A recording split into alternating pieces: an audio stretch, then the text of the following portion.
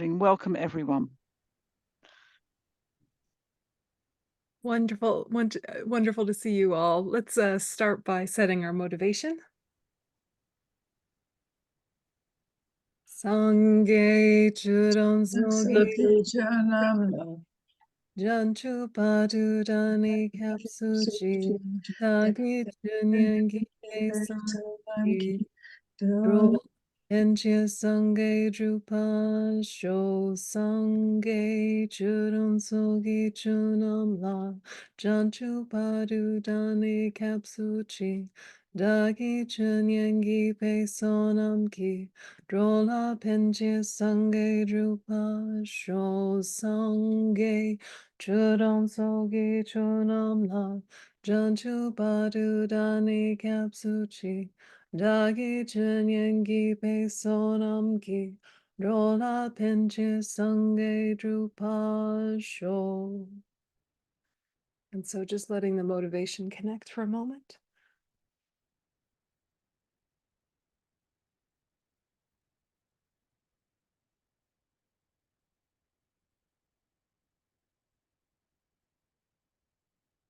Okay. So today I thought we would start with the meditation, and I would do it in a way that weaves in the verses. Doing practice that weaves in verses from traditional texts like this was something that Lama Zopa Rinpoche did a lot. Some of you might have known his practice, transforming a suffering life into happiness, where he sort of cherry-picked his favorite verses from all sorts of different Lojong thought transformation texts, together with really important multiplying mantras and things like that. It was something that he did a lot, was to kind of spotlight some verses for us as like the catalyst for an analysis, or for a way to deepen a connection with a text you were already familiar with. So I thought we would do that right now in a way that you might use it for purification. You, of course, could use it for your morning launch sequence for your motivation. You could use it throughout the day to remind yourself of various things. But since a lot of you are in the end of the day, even though we're all over the world, let's use it as a purification tool using some of those verses we went through last time. So start by just getting yourself that nice meditation posture with a straight back and a few intentional breaths to let yourself settle and ground.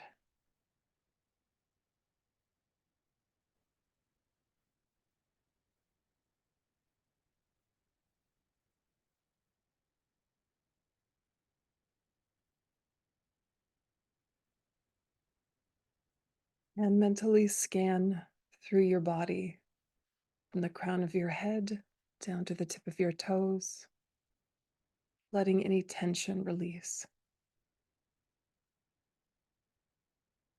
letting go of any tightness.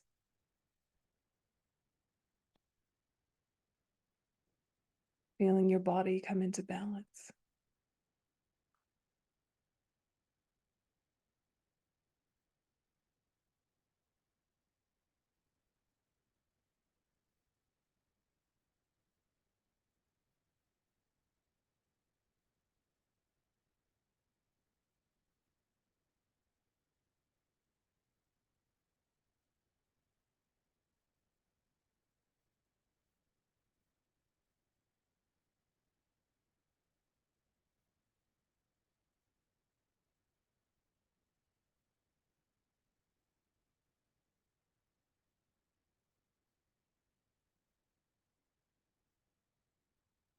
And from chapter 2, in order to uphold that precious mind, I make excellent offerings to the Tathagatas, to the sacred Dharma, the stainless jewel, and to the children of the Buddhas, the oceans of excellent qualities. Whatever flowers and fruits there are, whatever kinds of medicine, whatever jewels exist in this world, and whatever clean, refreshing waters. So just let your mind connect with refuge and connect with offerings as a support for that precious mind of enlightenment, bodhicitta.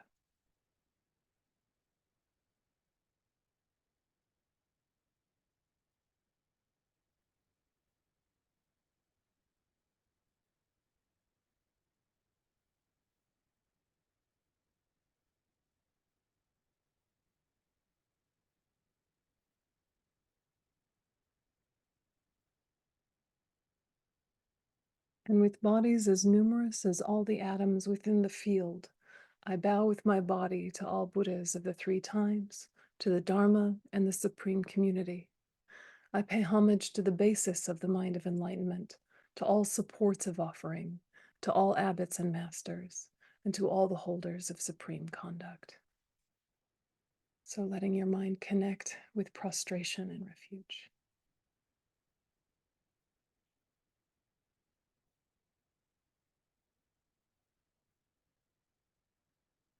Connecting with those ideas of becoming receptive to what we respect, subduing pride, elevating confidence.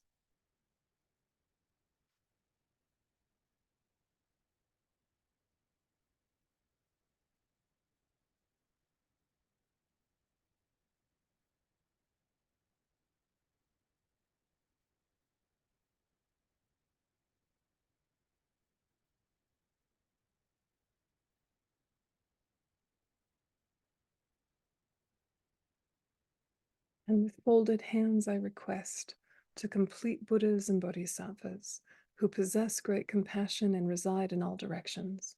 Since beginningless cyclic existence, in this life and in others, unknowingly I committed negativities and caused them to be done.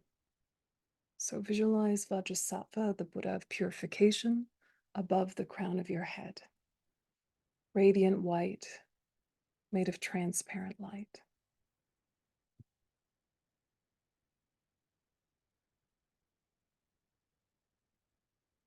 And think that you say to him, overwhelmed by the mistakes of ignorance, I rejoiced in what was committed, but now seeing these mistakes, from my heart I confess them to the protectors.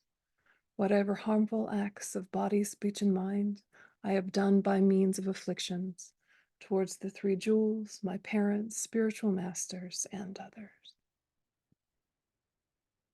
So generate a mind of regret, simply recognizing a fault to be a fault, without guilt or identification. Before Vajrasattva's compassionate gaze, name to yourself some actions of body that you know to not be your path. First, just body: killing, stealing, sexual misconduct. Letting the mind bare.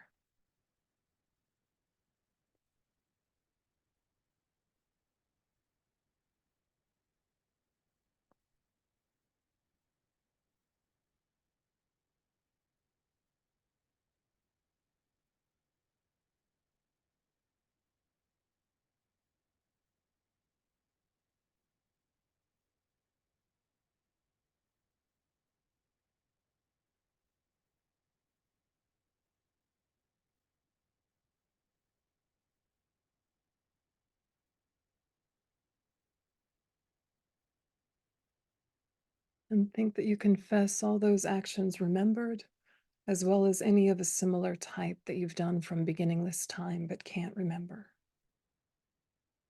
And shift to speech, naming to yourself before Vajrasattva's compassionate eyes actions of lying, divisive speech, harsh speech, idle gossip.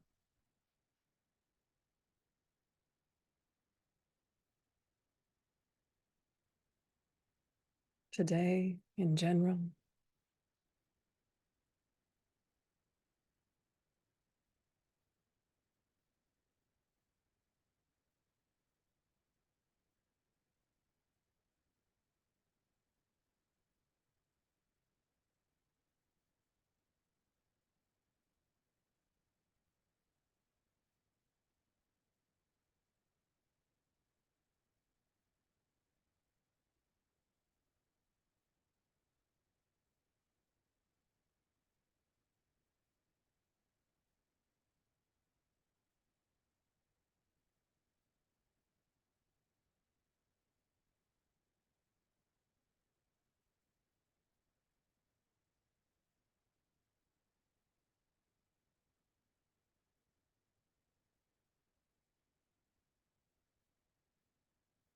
all those negativities of speech remembered,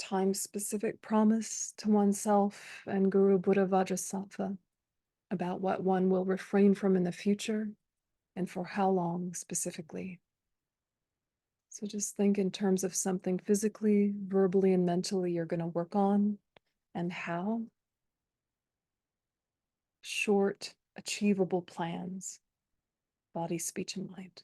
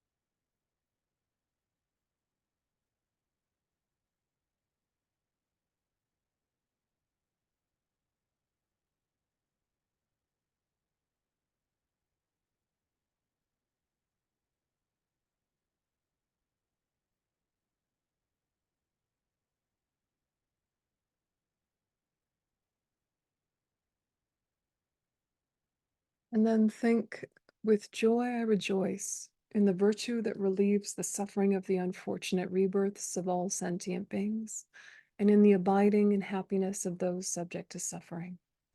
I rejoice in that accumulation of virtue that is the cause for enlightenment. I rejoice in the definite liberation of embodied creatures from the suffering of cyclic existence. I rejoice in the enlightenment of the protectors and also in the grounds of their children.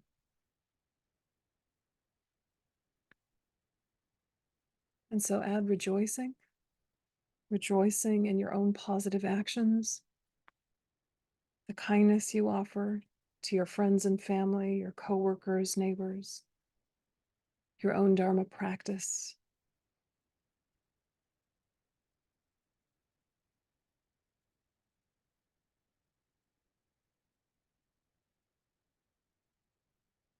Rejoicing in the positive actions of the people in your life, friends and enemies,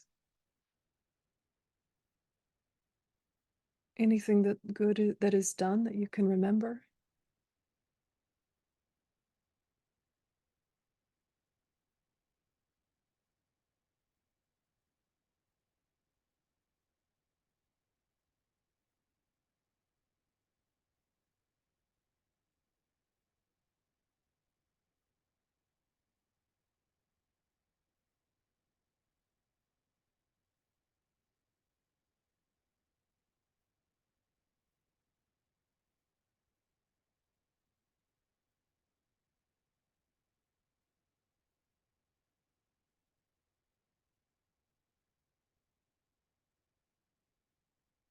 The positive actions of strangers, those doing positive work, just as citizens and kind coworkers, neighbors, family members, or the works of charities, social services, jobs that you respect, like educators, that all the actions done by people meditating, studying,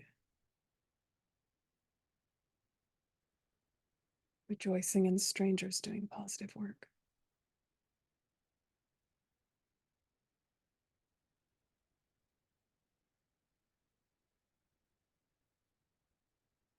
Let your mind stretch, remembering all the good that is being done.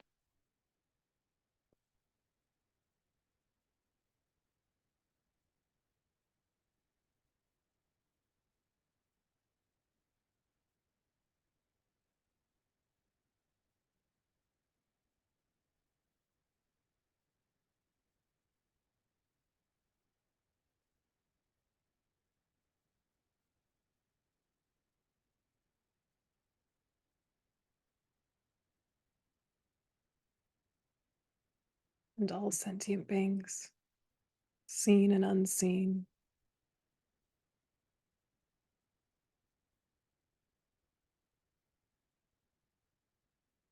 and the positive actions of the Buddhas, Bodhisattvas, and Gurus.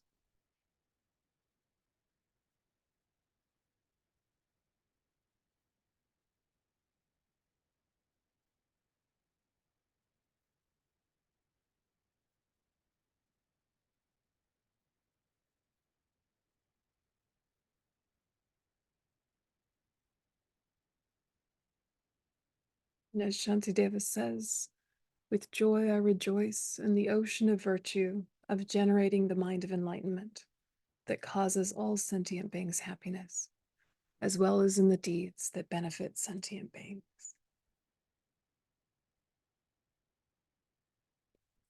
Think that Vajrasattva dissolves into light and absorbs into you, blessing your body, speech, and mind.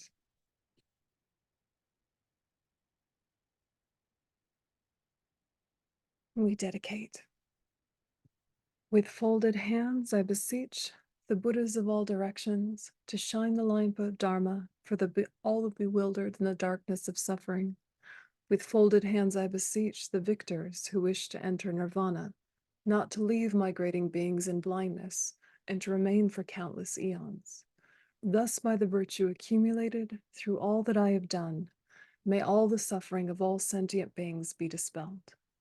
May I be the doctor and the medicine, and may I be the nurse for all sick migrating beings in the world until their sicknesses are healed.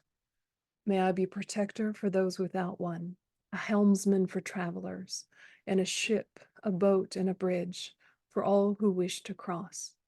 Just like the great elements such as earth and like space, may I always be many varieties of bases of sustenance for the boundless sentient beings.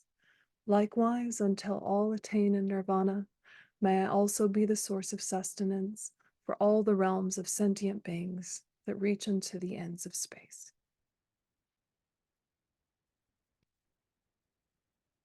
Okay. So those were verses that we looked at before, plus a couple ones that we haven't looked at before, the rejoicing verses. I think a lot of you know about this practice of rejoicing, but just to flag it in case you forgot or in case it's new, the idea being that rejoicing is a direct antidote to jealousy, and it also supports the development of positive karma. So it can be a little cringe or a little awkward to think about the good things that you're doing, but it actually can help you have momentum to continue to do it. Then thinking of the positive things other people are doing really interrupts the tendency to think, why do they have all this good stuff? Why do they have all these supports and resources? You realize, well, they created the cause for it. Right? So if you want it, create the cause for it. You don't have to overthink it. And also, you're kind of riding the wave of their merit. So, you're lifting your aspirations by reflecting on their good qualities and their good actions and so forth.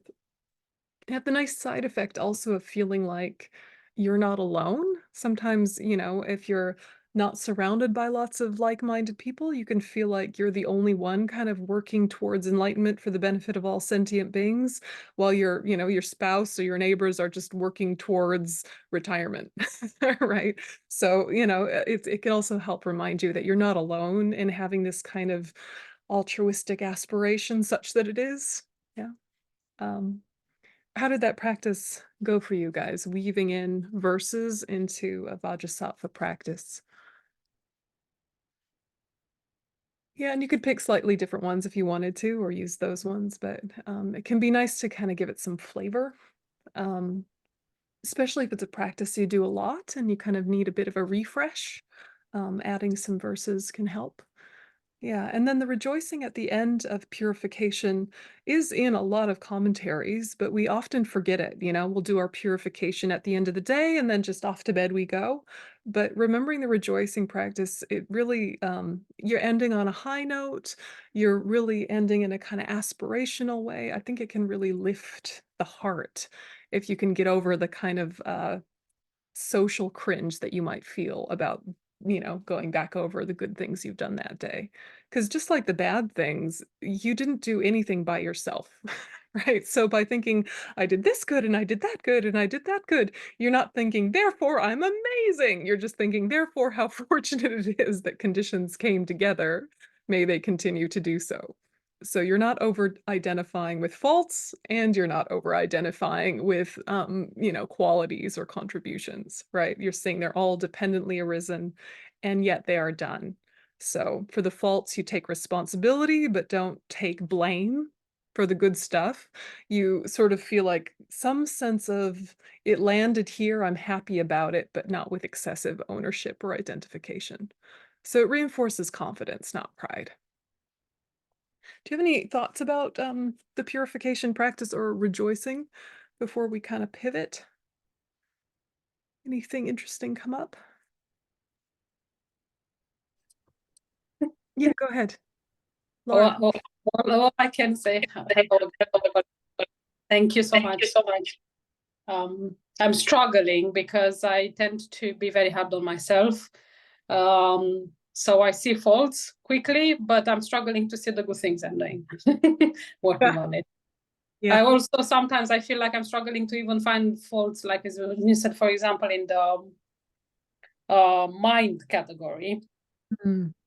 Um, and then I'm like, well, it's impossible not to have done something. That means you're lacking awareness. So, then I double down on myself. But yes, no, it is very helpful, and especially with rejoicing, because I think I heard someone saying it is the lazy way to create virtue.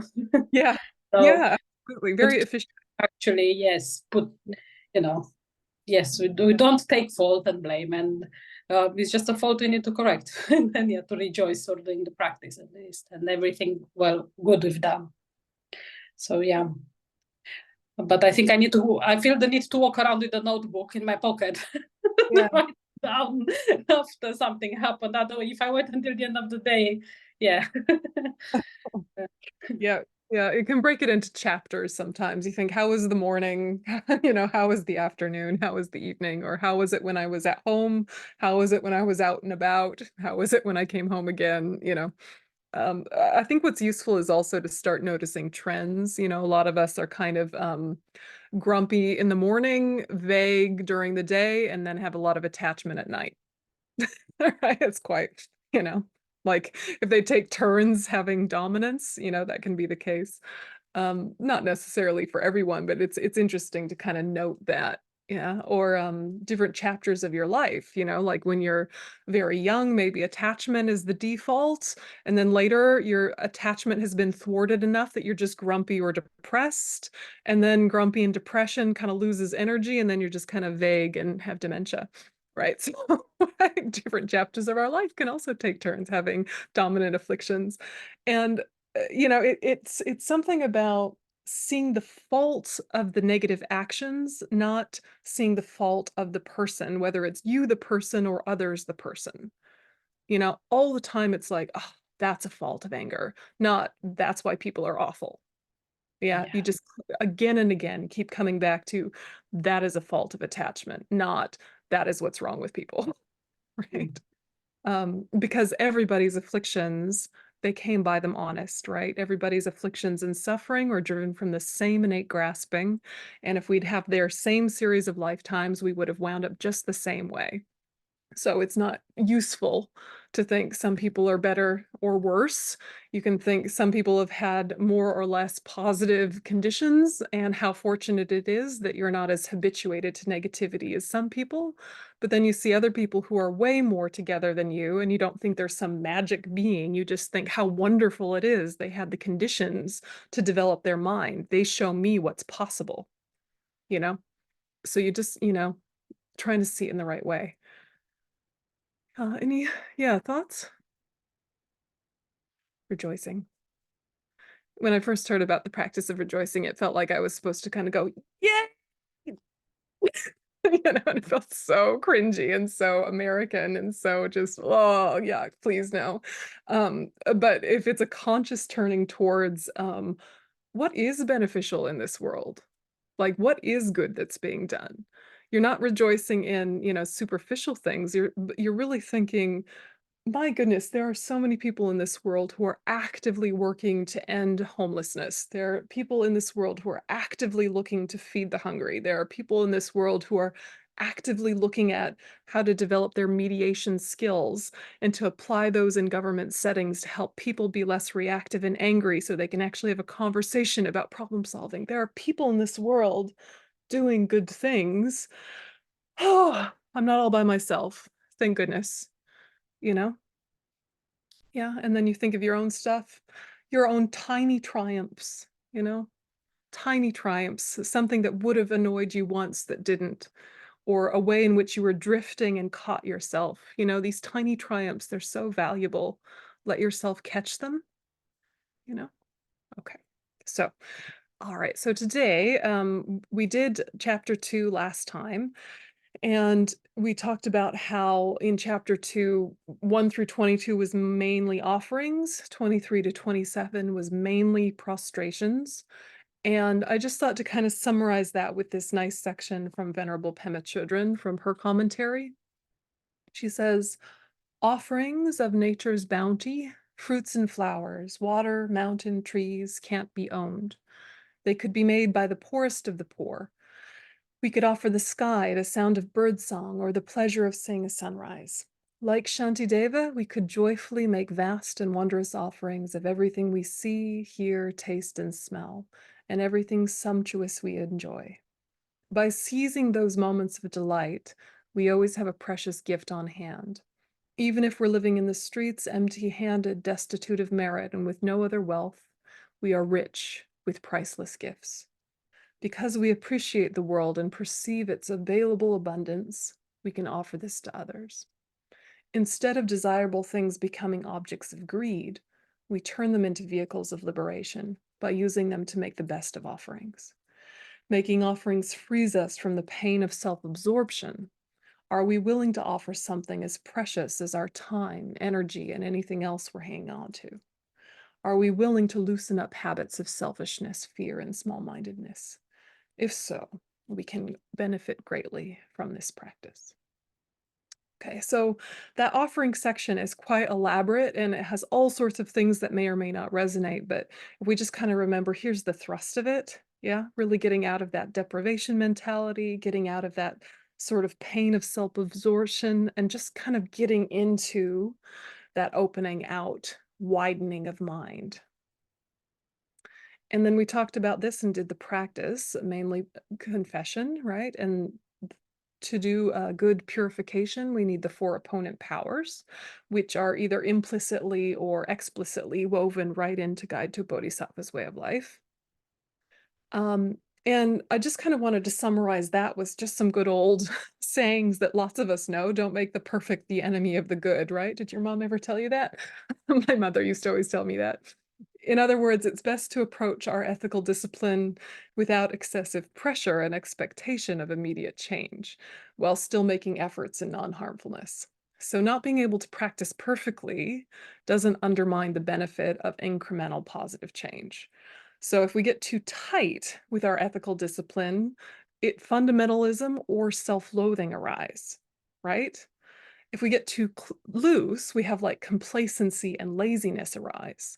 So we have to strike the ethical balance that makes sense to us as an individual.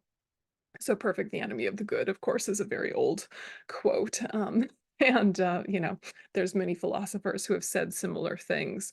But this idea that we make the perfect the enemy of the good is sometimes why we don't do purification practice. We don't do purification practice because we feel like it just reminds us of all the ways that we've failed. Yeah. Or we've let ourselves so fundamentally off the hook that we can't be bothered to look at our stuff. And it's confronting, but so refreshing to kind of keep coming back to that not too tight, not too loose. Yeah, if I'm too tight, I get fundamentalist, and usually right on the wave of fundamentalism is getting really judgmental and really critical of others. So if you notice yourself getting very critical of the actions of others, you're probably too tight on yourself, right? In how you hold your own ethical discipline. Yeah. If you get that kind of like outward focus where you're just like, why do people dot dot dot? How could people dot, dot, dot? Are you being kind enough in the way you view your own mistakes? Are you over-identifying with your own mistakes? Those are good questions to ask. But the other side can happen to us too, where we're like, oh, well, it's dependently arisen. Oh, well, I'm just a human being. Oh, well, suffering, what are you going to do? And you just kind of like let yourself so fundamentally off the hook that you might even backslide. And 10 years ago, you were actually quite a triumphant Dharma practitioner. And now you're a bit lazy bones, So it's also like, step it up a little bit. So really, you're the only one that knows, and the Buddhas, right? You and the Buddhas are the only one that knows if you've gotten too tight or too loose. But if you have perfectionistic tendencies to kind of keep that old kind of secular saying in the back of your head, don't make the perfect the enemy of the good. Yeah, it's good even if it's not perfect, right? And in fact, if it was perfect, you wouldn't need to do it, right? You would already be a Buddha. Yeah. Yeah, thoughts on that? Intellectually easy, experientially tricky.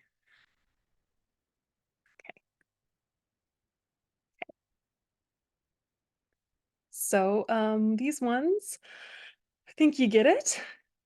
Then the rejoicing verses, this is where we move into chapter 3. So verses 1 through 4 were mainly rejoicing.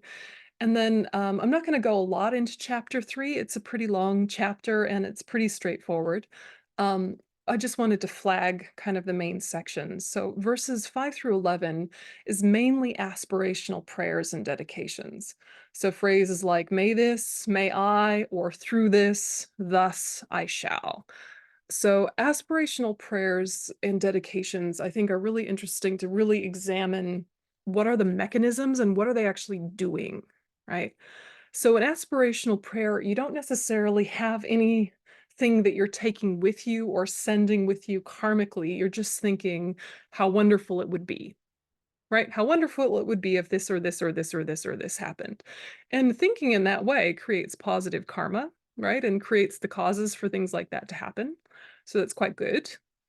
Dedications are taking positive karma that you've already created and kind of earmarking it. What do you want all that energy to go towards? You want all the energy of this practice or that practice to go all the way towards your complete enlightenment for the benefit of all sentient beings. And in the meantime, you will go from happiness to happiness to happiness.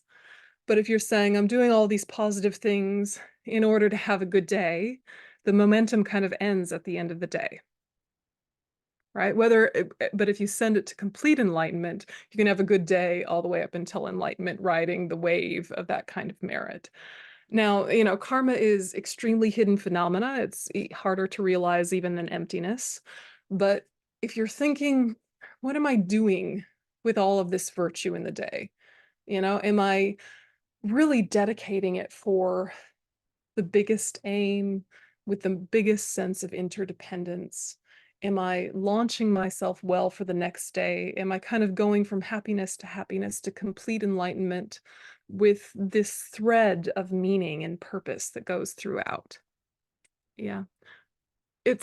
How we think of prayers is really interesting because aspirational prayers also can link us from one thing to another.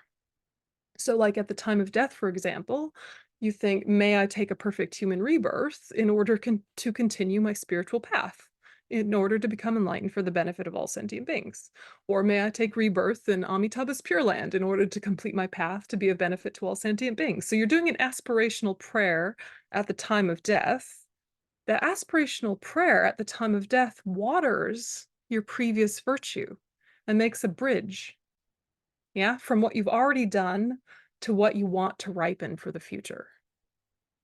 Yeah, so that's very crucial at the time of death, and we talk about that at the time of in the teachings around the time of death a lot. But also think about it every time you go to bed. Kind of like get into the trend of that so it actually kicks in at the time of death. So you go to sleep and you think, through all the merit I've created today and from beginningless time, may tomorrow and ever after continue this continuity of practice. May I continue my path for the benefit of all sentient beings. Then you're going to have a good meritorious sleep, but also you're going to bridge one day to the other without having so many, I guess, dead years or plateau years or distracted months or where you've just kind of lost the plot, you know? So getting into those routines when it's low stakes, it's just sleepy time, right? You're going to go to sleep again and again and again. Low stakes, but building the habit means it's really a lot more likely to kick in the high stakes moment, the time of death. Yeah. So aspirational prayers and dedications, there's lots of verses on these in that particular chapter, and they're really beautiful. But if you're just kind of thinking, what is the point of all this? You're creating causes and you're sending previously created causes. Yeah.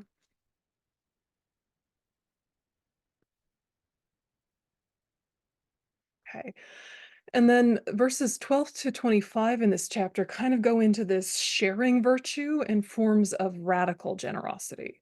So, sharing virtue is a mentality that we want to adopt where we don't over identify with the good that we've done because we realize all the good that we've done dependently arises.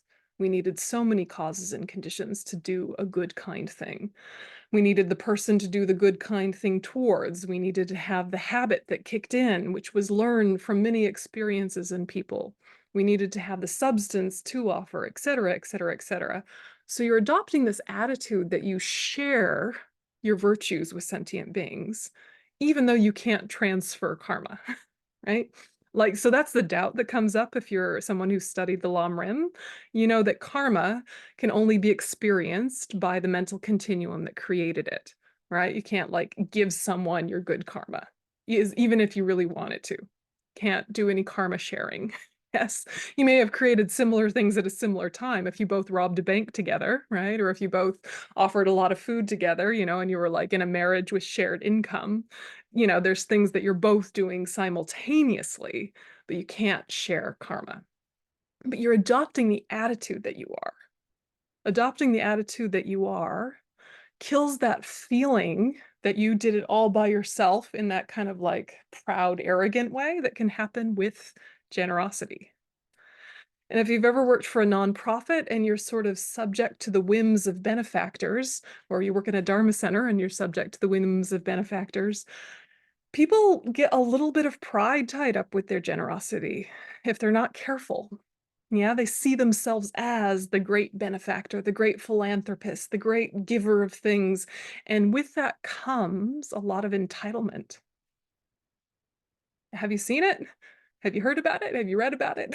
Right? It can happen to any of us, right? If suddenly we won $1 million and we're like, oh, great, I can give all this money to a Dharma center, but I've earmarked it for this and this and this and this, and you better let me always come to everything for free, and you better always bow to me and feed me and do this and do this and do this. And, together with your beautiful generosity is all of this entitlement.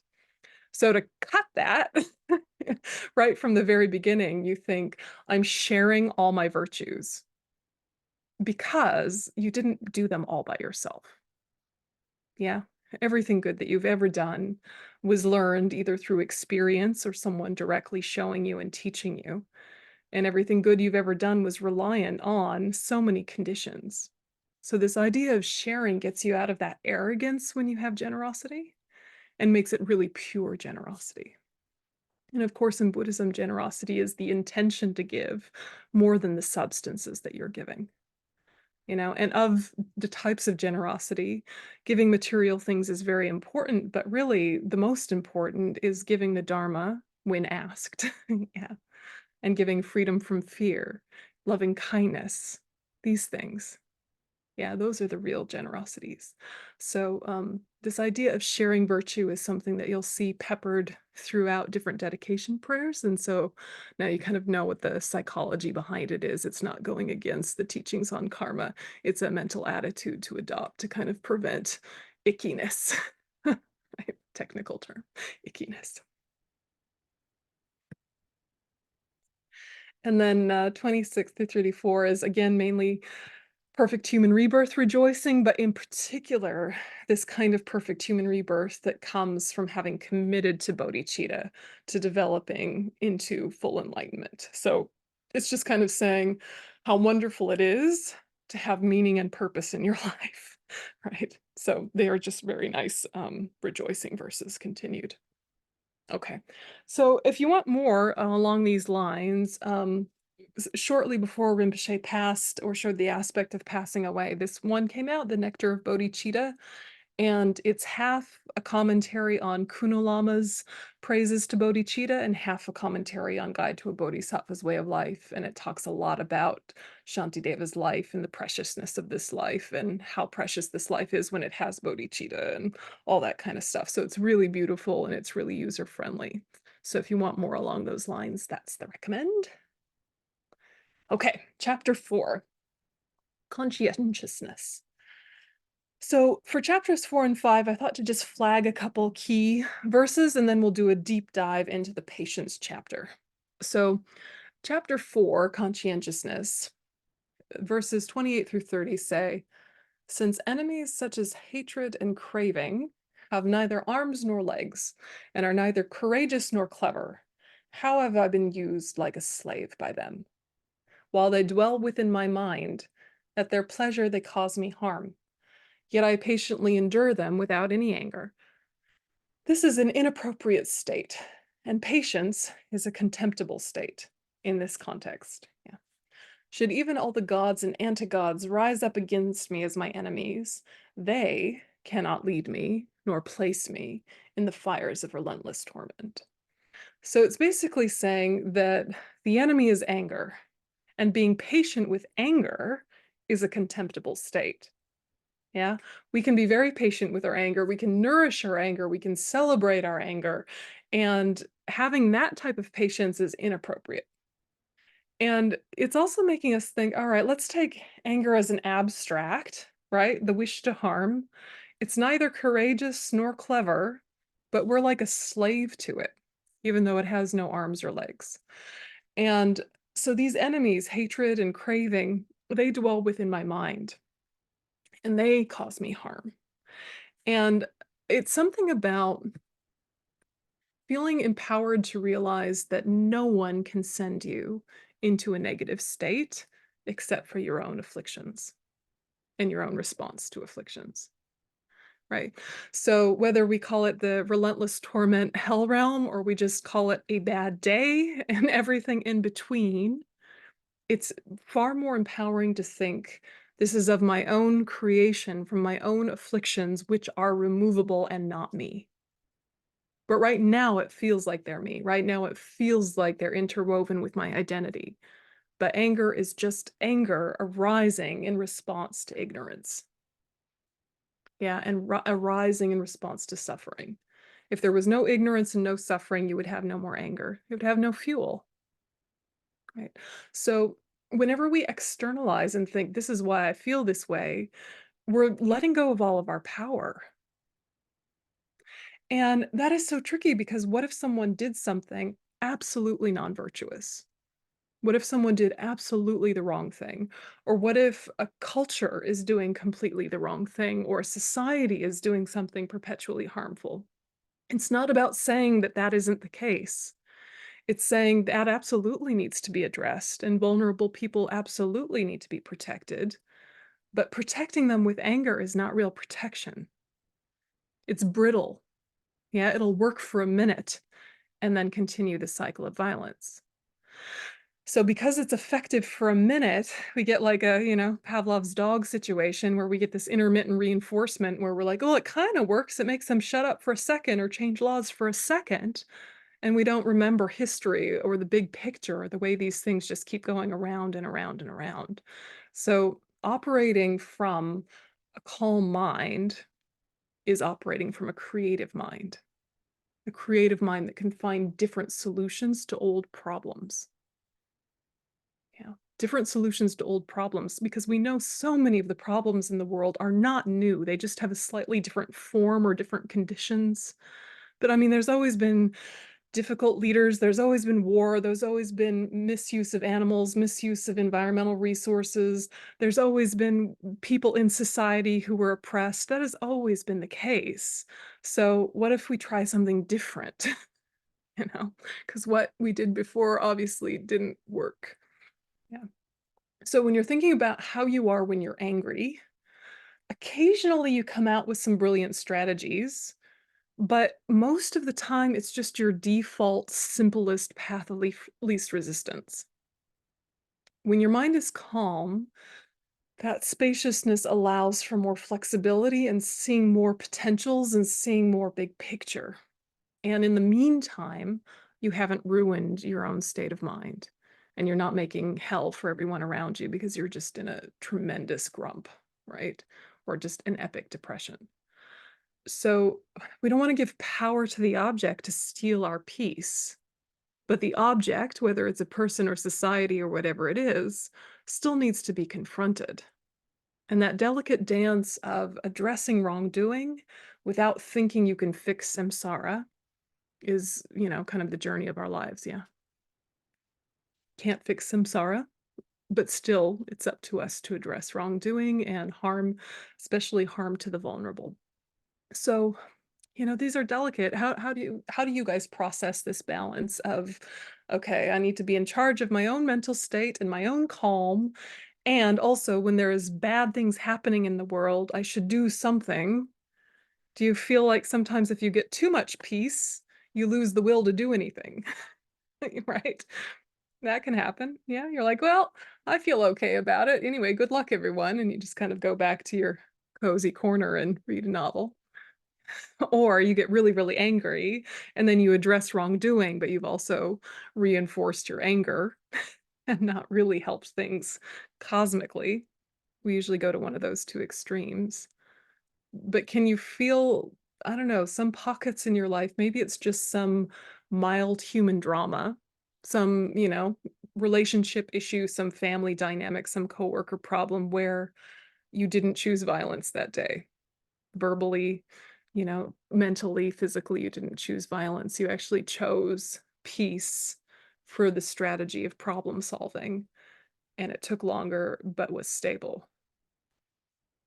Do you feel some moments like that? Yeah, Margaret, please.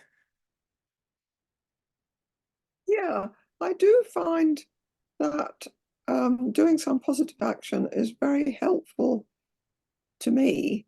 That if I get wound up about the state of the world and politics and all that stuff, so many things you can do nothing about, but there's usually something that you can do something about.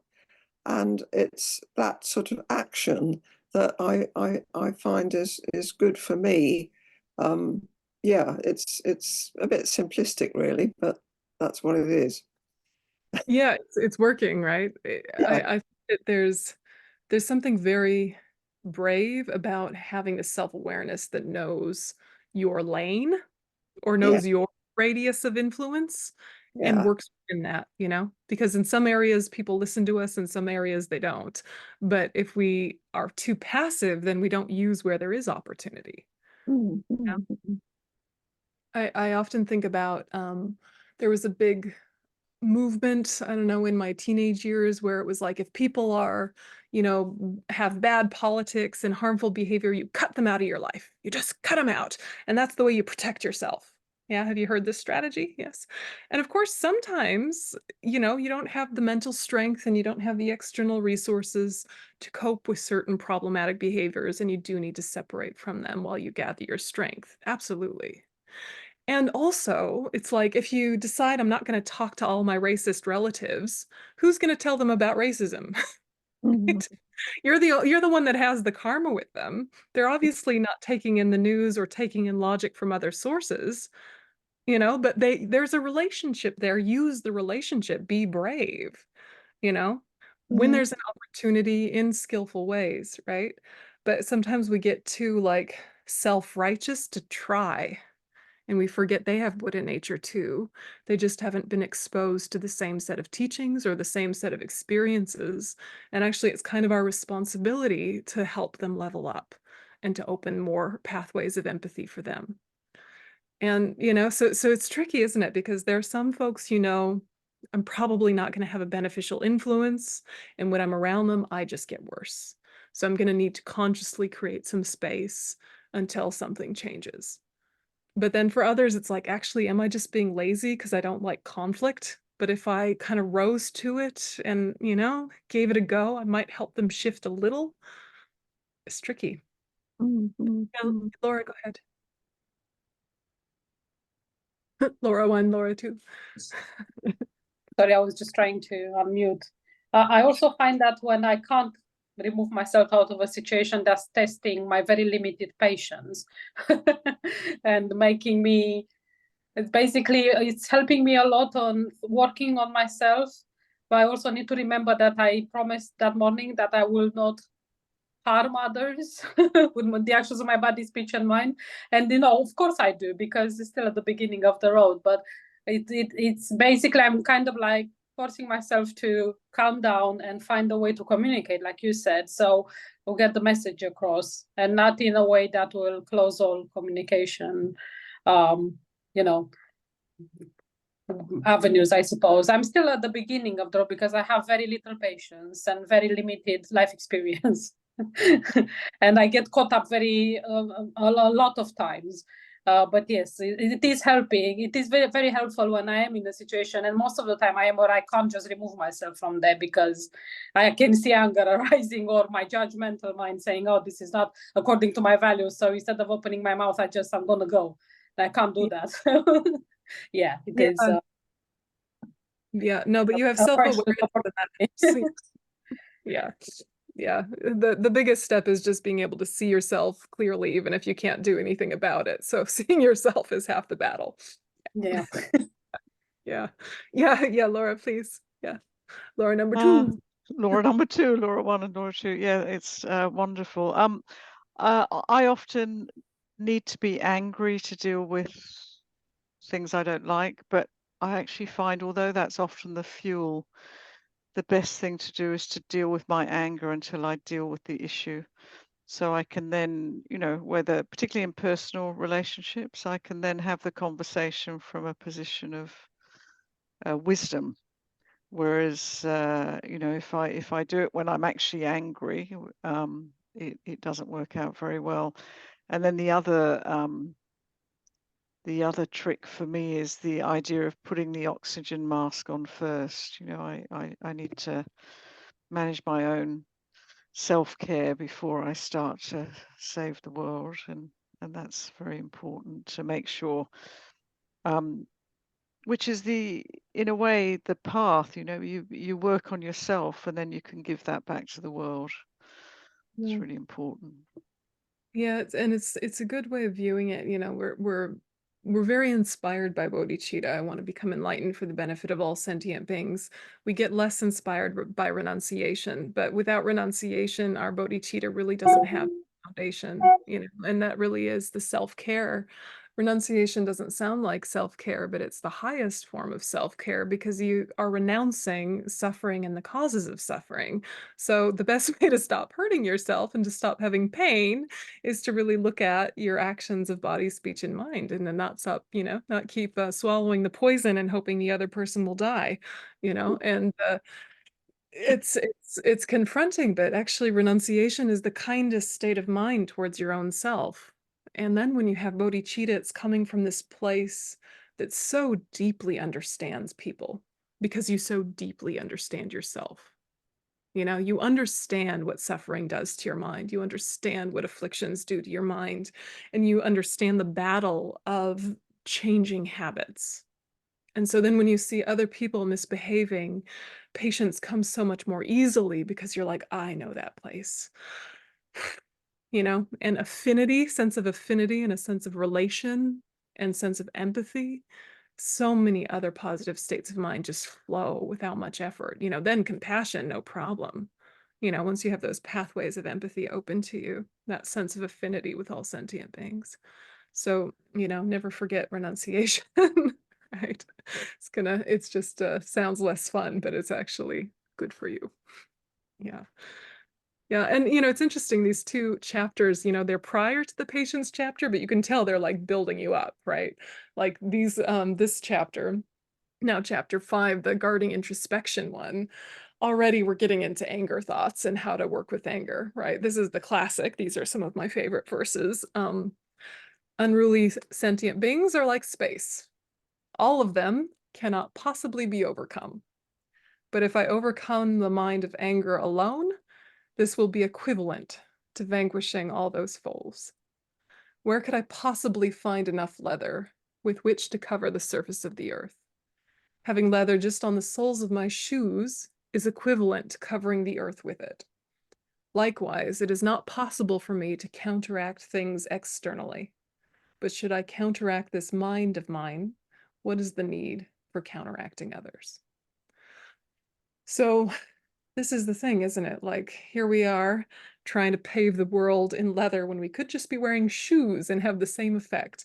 Here we are trying to fix people and change people and get people to behave, when actually, if we just tamed our own mind, we wouldn't be so reactive. But again, this can be so easily misunderstood as therefore be complacent.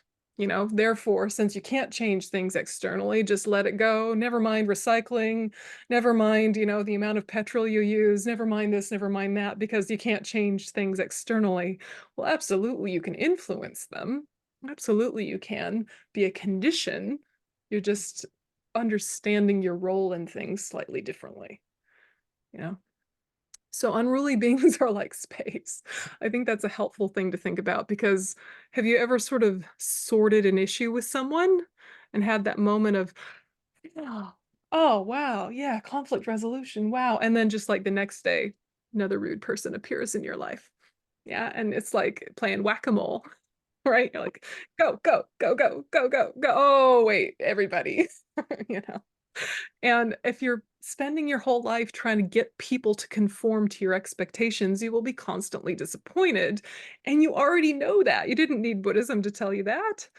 And yet here we are trying to get people to behave differently, you know, but are we actually changing the way other people's behavior lands on our heart? Yeah, changing the way it lands. This is the really interesting exercise. And then if you can influence, you try to influence, but you know, sometimes you can't. Sometimes the opening's not there. Are you going to let it steal your peace? Yeah. Yeah, Brenda, go ahead.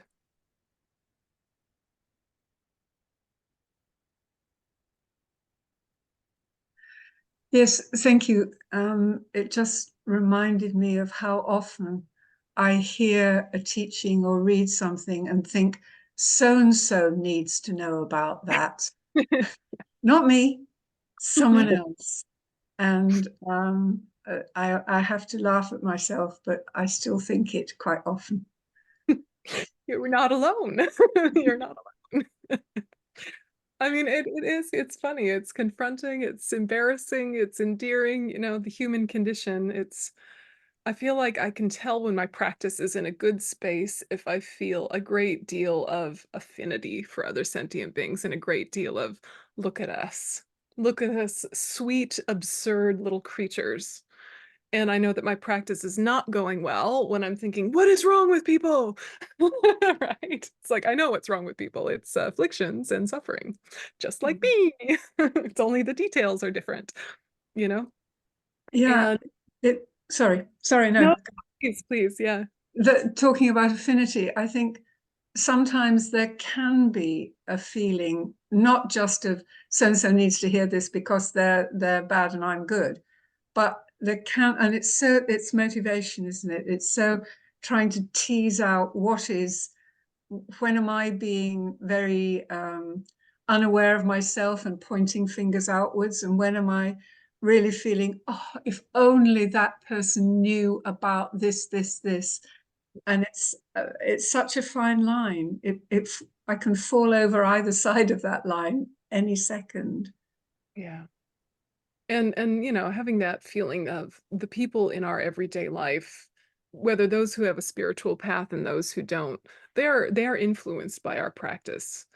And the biggest influence is usually not what we say to them, right? The influence is how we are with them, and how we are with them rubs off. And you know, I'm often thinking like, am I the one being influenced or am I the one influencing? And, you know, if I'm around my gurus, I want to be influenced. Please influence me, please. But if I'm around people who are being really critical and really divisive and really in their negative states of mind, I could very easily be influenced by that. I have those same habits just like they do. do I have enough strength in my practice to very gently tip it the other way without becoming judgmental, without it being forceful, without it being manipulative, without it being icky, with it's just kind of like raising the conversation level very gently at the speed that feels skillful for that situation, you know? Or do I need to just opt out? Because I'm not going to be positive influence, but I'm very likely to slip in with them, you know? And gosh, it's delicate and it's case by case, but feeling I want them to have the solace I've found from this path. That's a beautiful aspiration. And they will. And think that, you know, those aspirations are meaningful. You know, every time my cat brings a dead mouse to the door, which is almost every day, you know, I think, may I be able to teach them the Dharma in the future when they have a brain that can cope with it. And every one of these little mice that I'm saying lots of mantras over and making lots of prayers for, someday may I benefit them. You know, and who's to say that everybody isn't in cahoots and the cat and the mice are actually bodhisattvas trying to get me to say more mantras? I don't know what they're up to. I have no clairvoyance.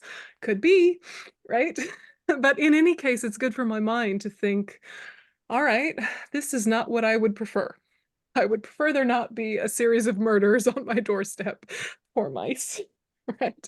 And I could be really, really annoyed with my cats, or I could use it as a practice opportunity. You know, it's such a small thing, right? Like in terms of the great scheme of horrors of the world, right? But I mean, the way that we are on a day-to-day basis is important to reflect on, you know, the everyday triggers in a life. What happens when your fridge is out of food? What happens when people track mud into your house? What happens when the neighbors are obnoxious? How do you manage that? You know, that has a direct impact on the world as a whole. It has a ripple effect. How do we stop the war in Ukraine? How do we stop the war in the Middle East? Stop the war with your neighbors, you know? Right? It has a ripple effect. Stop the war in your household. Stop the war with yourself, you know? Gently, gently, but, you know, with some consistency and some intention. So these are interesting verses, these guarding introspection verses, and you can tell they're already going in a patient's direction. This chapter also has the piece of wood verses and the body dissection and attachment antidote verses, and many encouragements for having patient politeness. So the piece of wood verses are, when this terrible thing happens, be like a piece of wood. When this difficult thing happens, be like a piece of wood, be like a piece of wood, be like a piece of wood. And it's not saying suppress, it's saying be non-reactive. And that is a very subtle distinction. But I think even just saying that out loud, you feel the difference between suppression and non-reactivity. It's like even in the most basic meditation, say you have a meditation on the breath, you're distracted. What do you do with distraction? You don't force it away, you don't bring it closer. You don't agree with it, you don't disagree with it. You don't push, you don't pull, you just watch it and let it dissolve, right? If you're suppressing or you're chasing, you're letting the distraction take over the meditation. The same is true in your everyday life, right? So being like a piece of wood means be non-reactive with the sort of conditions that normally trigger a negative reaction. So sometimes those verses are misunderstood because it sounds like you're supposed to be like a I don't know, completely unemotional, or that you're supposed to be completely like dissociative or something, and it's not saying that at all. It's being non-reactive, be a piece of wood. Does that make sense? Yeah. Yeah, I think most of you knew those ones, but then there's body dissection verses. Yeah, and they're fairly graphic. These are attachment antidotes. Okay, so they're attachment antidotes. They go basically into if you're feeling excessive attraction and objectification towards the bodies of others, remember that you're always just a few inches away from poo. That's the summary. Okay. If you think you are cute, remember poo is right there, right? Intestines, you know, all sorts of grossness. It's gross, and let yourself be grossed out because it will cut attachment. Now, it's not about doing that with someone that you love and that you're trying to cultivate closeness and intimacy with. It's about when you objectify people, right? So of course Shantideva is talking about women because he's talking to a group of monks who he assumes to be heterosexual and it's of its time. And of course, misogyny, patriarchy, we know, blah, blah. But he's not really talking about women. He's talking about when you objectify another human being and say, you should give me pleasure. That is problematic, yes? It's problematic to be like, your job is to give me pleasure, to give me connection, to give me satisfaction, to give me safety, to give me food, to give me this, to give me that. Your job is to be an object for me. And a lot of our relationships, romantic and otherwise, have elements of objectification in them. Yeah, and it's not really going to fuel love. And you know that it's not fueling love because when it's thwarted, you have anger. Yeah, when attachment doesn't get what it wants, it's angry. Yeah, when love doesn't get what it wants, it flips to compassion. Yeah, and so you can feel it, right? Like the behaviors might look the same. I'll speak sweetly to you, so and so. But speaking sweetly to them out of attachment is, how can I manipulate you to do what I want? Speaking sweetly to them from love is, how can I facilitate your happiness? Different. Same words, right? Can be the same words. So there's, these radical ways of overcoming attachment, but one of them is to reflect on the unpleasant characteristics of what you're attached to, whether it's the body of someone else or your own body that you're attached to, and we have our certain amount of attachment to our own bodies as well. Just remember, it's a bag of bones. Yeah. It's a vehicle. It doesn't negate the teachings on perfect human rebirth. You still have a perfect human rebirth. It's incredibly valuable. And don't get lost in the world of your body. Yeah. And what it needs, because its needs will never be satisfied completely. You'll just look for something until your eyes are bored. Then you'll eat something till your taste buds are bored. Then you'll listen to something until your ears are bored. Then you'll have tactile experiences until they're bored. And you'll just rotate through your senses trying to get them to entertain you and then die. Yeah. So like, what was it all for? So it's just kind of like, break the spell of attachment with whatever strategies work. So if the ones that Shantideva offers don't work for you, don't worry about it. Know what the intention is. My own teacher would always say, attachment going, anger coming, isn't it? Yeah, basically as soon as attachment fails its goals, then you're mad and you either explode or you implode. Yeah. You implode into depression, self-loathing, stagnation, or you explode into anger, aggression, passive-aggressive, aggressive-aggressive, right? But either way, it's unfortunate. Yeah. Okay. And then the rest of that chapter is an encouragement for having various types of very patient politeness. And some of these may apply to us culturally and in modern life, and some of them might be outdated. But the idea is being polite on purpose and being patient with badly behaved people, unless it's something that's really serious and needs to be addressed. Generally speaking, being polite is good for a civil society. So Shantideva is basically flagging it, saying, you're not off the hook with everyday politeness, just because you have these high aspirations that are not so worldly. Still, close your mouth when you chew, right? Yeah. It's really interesting. So there's, they're that specific, close your mouth when you chew, right? As if you were a little kid, being shown basic politeness techniques, but it's about how do you create harmonious communities and don't annoy each other. And I always find this fascinating because it's like, internally, we're trying to be like putting leather on the soles of our feet, right? We're not trying to cover the world in leather. We're wearing shoes, right? We're working on our patience. We're not trying to change people. Yeah.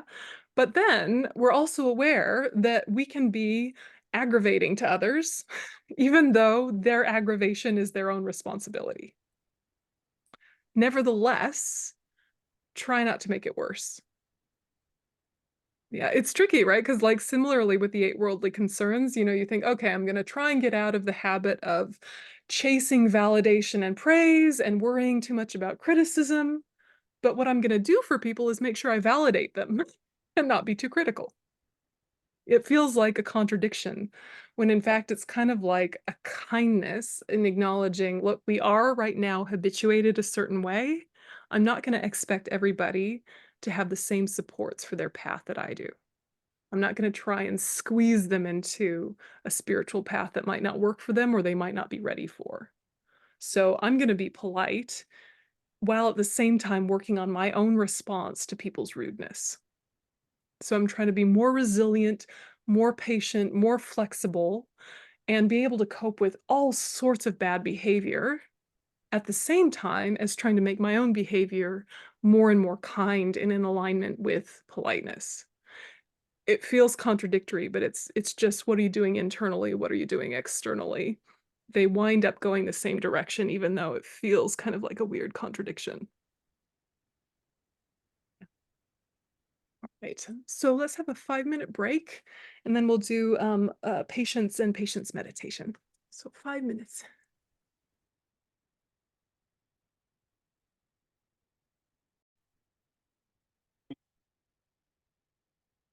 And again, just bringing awareness to your posture and thinking, I'm doing this meditation in order to overcome habits of anger, develop my patience, and develop all of my qualities until complete enlightenment for the benefit of all sentient beings.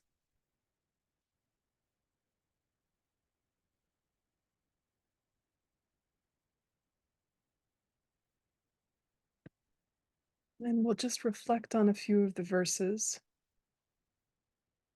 thinking, as Master Shantideva suggests, whatever befalls me, I shall not disturb my mental joy. Having been made unhappy, I shall not accomplish what I wish for, and all my virtues will decline. Why be unhappy about something if it can be remedied? And what is the use of being unhappy about something if it cannot be remedied? So just letting your own analytical process dissect those verses.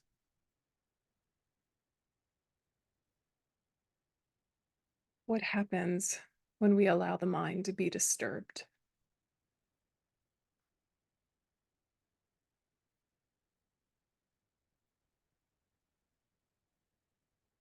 What fuels the mind being disturbed?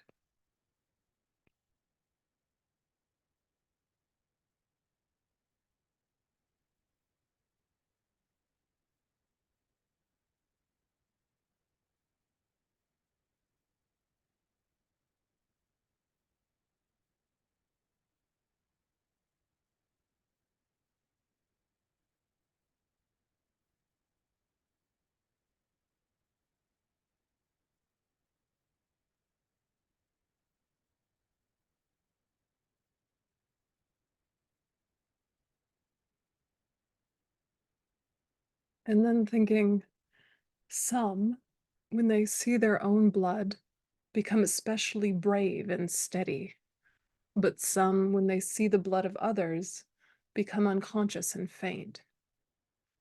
These come from the states of the mind, being either steady or timid. Therefore, I should disregard harms and be unaffected by suffering. So these are aspirations. They're not mandates.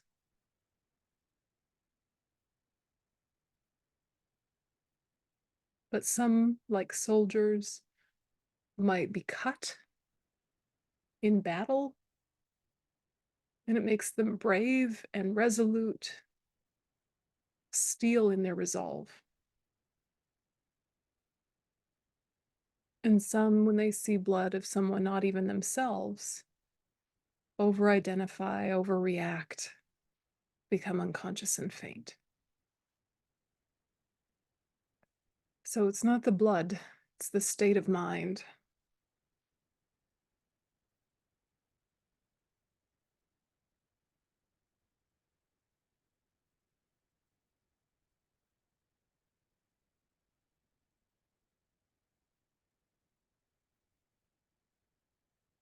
And so the last section, therefore I should disregard harms and be unaffected by suffering. Think of the suffering in your own life right now, the harm in your own life right now. What's a level you feel like you could work with? Some harms and suffering might be too big right now, but some of them you can start working with differently. Might be as small as the cold of the morning, getting out from under the warm covers, that level of suffering. The achy body that doesn't want to warm up.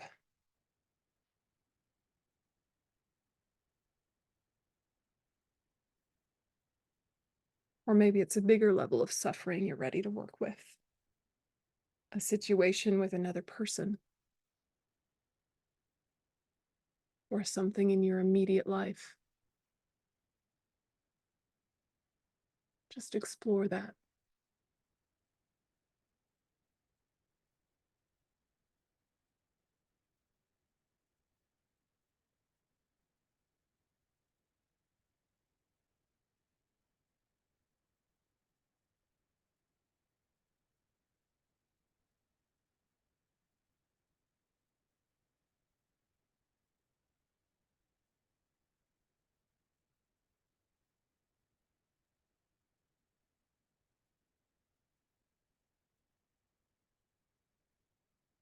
Okay. So relax your attention. It's just a short reflection on a couple of those verses, but if we think patience in general is related to either patience with suffering, patience with people, or patience with practice. Yeah, that's, we break it down in the Lamrim, it's basically those three. So when you're thinking of what level am I ready to start working with, just kind of look at, where are the triggers? Yeah, is the trigger with internal pain, anxiety, depression, mental health issues, or worries about, finances or relationships? Is it a mental suffering? Is it a physical pain or ailment? Is that where you want to work? Or is it patience with people and you find that you're getting really triggered by people's rudeness or disrespect or neglect or whatever it is? Or is it patience with practice, with the spiritual practice and just the hardships that come with trying to build some sort of continuity, with having some sort of discipline, with understanding renunciation, et cetera, et cetera. So, don't overwhelm yourself with a giant practice. Just kind of think, what do I want to start looking at differently? What do I want to not allow to become a recipe for anger? Because if you don't have patience with suffering, very quickly turns to anger. If you don't have patience with people, turns to anger. If you don't have patience with practice, turns to anger. And that anger might not look like normal anger. It might look like, sort of despair, or it might look like distraction, but it has that kind of like ill will, agitation, blaming outside characteristic that has a wish to harm. So just kind of sitting with what's the project for the next week or so might be useful. There's some really amazing resources on this chapter. His Holiness Healing Anger and Lama Zopa Rinpoche Patience. These two are really, really beautiful, and they're just on this patience chapter. So I really recommend those. And then if you've got little kids, grandkids or kids or nieces, nephews, whatever, this book is really excellent for helping kids understand how to work with anger in a way that doesn't suppress and doesn't indulge, and is a really nice kind of Buddhist worldview in a gentle way. But there's also really good secular resources. So the middle one is mainly for your own anger issues. These other two are for people who have a lot of anger that are in your life. Kind of how to deal with people who are badly behaved when they have the negative habituation, and you're just sort of trying to figure out how to frame it and work with it. So those these two resources, Healing Anger and Patience, and then these ones that are secular, highly recommend. Any questions before we call it a day? Any new ideas to share? I just have more like a request. Can we extend these sessions? because 4 are far from enough, especially on this amazing book. Yeah. Yeah, let's we can start the top of next session with patience, and then I thought I would pivot to wisdom. Yeah. So anyway, to be continued. To be continued. Thank you so much. Thank you. All right, we'll go ahead and dedicate. May the supreme jewel bodhicitta that has not arisen arise and grow, and may that which has arisen not diminish, but increase more and more. May the precious view of emptiness that has not arisen arise and grow, and may that which has arisen not diminish, but increase more and more. Okay. Thanks, everyone. Thank you. Amazing. Thank you very much. Thank you. Thank you. Thank you.